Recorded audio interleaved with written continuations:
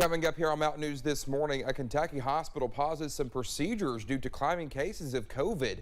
And an addiction treatment center in our region celebrates a special milestone in its mission to help Kentuckians live a better life. Dedicated to Eastern and Southern Kentucky, this is WYMT Mountain News this morning. Good morning to you. It is the middle of the week. It's Wednesday. I'm Dakota Makris. Thanks for waking up with us. And it's just before 5 o'clock.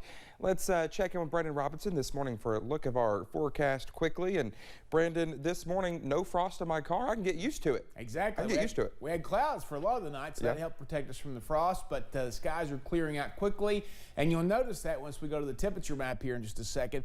Teens and 20s out there. Let's take a look, and you'll see teens out toward Lake Cumberland. It's 12 in Lexington right now. That's the coldest spot in our region, but 16 in Moorhead, 17 in Irvine, pair of 19s in London and Somerset, 18 in Williamsburg, 15 in Ashland, and 20 or above. And not a whole lot of 20 or above there across most of the region. So I'd say those will drop in the teens here before too long as well. Temperature change from this time yesterday. Hazard, Somerset, and basically Pikeville, London, Williamsburg too, and Monticello at almost 20 or more than 20 degrees colder than it was this time yesterday. So grab all the coffee you can get your hands on this morning because it is a cold start to the day. Be aware of that. But the good news is the sun is coming up. Now, don't get too excited about that because we're only going to get to about freezing today, but at least it'll be sunny. It'll look warm out there. Dakota? All right, Brandon, thank you. Well, the Biden administration is ending the legal battle over its vaccine or test mandate, well, at least for now. Kentucky Chamber of Commerce officials say the Kentucky business community is relieved by the decision. Those officials cite a distinction between what the federal government labeled as a large business, those with 100 or more employees, and mid-sized businesses. Many of our larger businesses have probably already done this. They've already either mandated the vaccine, as we've seen in many in the healthcare area, or they provide testing for their employees, which is wonderful. However, for some of those mid-sized businesses, it was just really logistically not possible to do. This withdrawal is following a Supreme Court decision ruling OSHA, the workplace safety regulator, does not have the congressional authority to regulate public health. Baptist Health Richmond is suspending elective procedures. Officials say it is due to the increase in COVID cases. Imaging procedures will continue as scheduled, including biopsies, CT, MRIs, and x-rays. The hospital says urgent cases will be taken. Those are ones that cannot be delayed for 30 days. Leaders say this will help free up resources, equipment, and clinical staff. Another tough COVID report here in the Commonwealth. The state reported 15,305 new cases yesterday. That brings our case total to just more than 1,100,000. There were 23 deaths reported as well, putting the Commonwealth's death toll at 12,786. The positivity rate sits at 33%. You can always find the latest COVID-19 information on our website at WYMT.com. Well, staff members and partners of Brightview's London Addiction Treatment Center celebrated a big win yesterday. They marked 1 year since the London facility first opened its doors. They also celebrated treating more than 500 patients during the first year.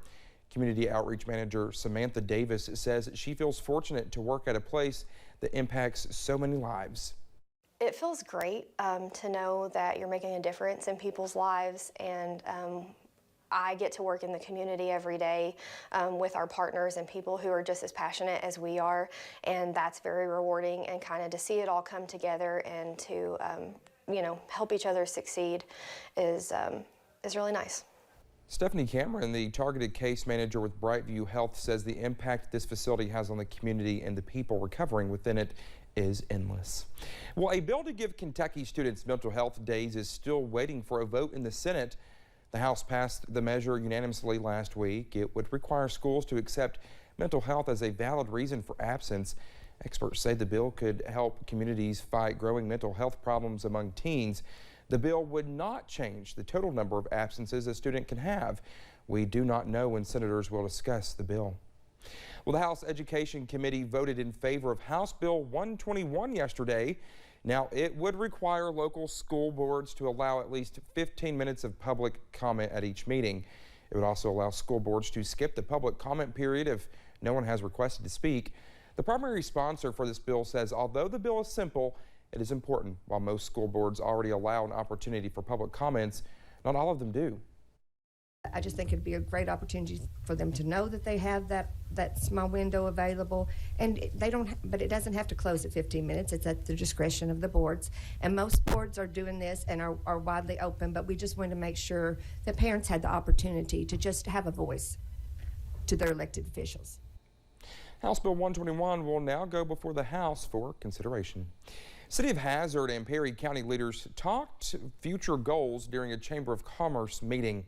One of those goals is getting funding for a new water plant in Buckhorn, which will supply water to community members and area businesses.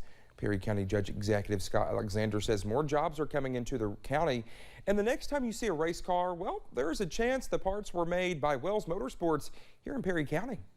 They are manufacturing race car parts all over the world, right here in Perry County and shipping all over the world. So we're slowly getting into the manufacturing side of. Speaking of manufacturing, Judge Executive Scott Alexander tells us Dashcore Aluminum plans to grow to more than 200 jobs during the next 3 years. Well, thank you so much for getting your Wednesday morning started with us here on Mountain News this morning. Coming up, find out why scientists now believe one of the planets in our solar system is hiding a special secret. Saw that story yesterday. Very interesting, to say the least. For the next couple of days, sunshine is the name of the game, but we are tracking another taste of winter weather to wrap up the last full week of January. I'll have the latest in about